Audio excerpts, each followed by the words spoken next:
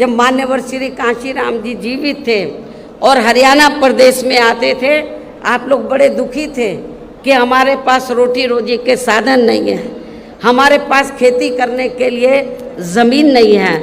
तो उस समय आप लोग एक नारा लगाते थे कि जो ज़मीन सरकारी है वो ज़मीन हमारी है। आप लोग एक नारा लगाते थे, लेकिन वो नारा आपका पूरा नहीं हो पा रहा था हरियाणा में। और ये कब होगा? जब आपकी सरकार बनेगी।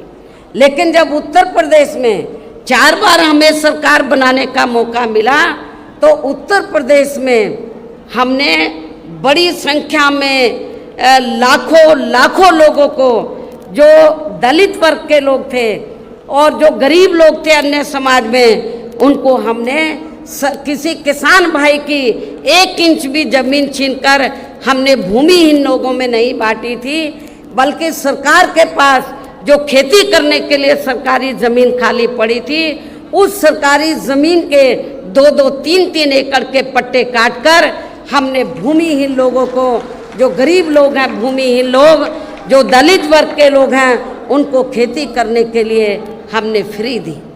और इतना ही नहीं, आपको ये भी मालूम है कि जहाँ पर दलित बस्तियाँ होती हैं तो वहाँ जाते ही मालूम पड़ जाता है हर गाँव में, गांव देहात में, कि यहाँ पर दलित वर्ग के लोग रहते हैं।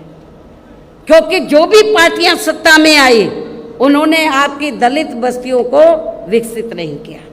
लेकिन जब हमारी पार्टी की सरकार बनी, हमने डॉक्टर भीमराव अंबेडकर ग्राम विकास योजना के तहत, तो जहाँ पर दलित लोग रहते थे, हमने गांव चिन्हित किए अधिक तादाद में, उनको हमने इस योजना के तहत उनको सुविधा मुहैया कराई, उनको सुविधा उपलब्ध कराई और उनको विकसित किया, डेवलप किया।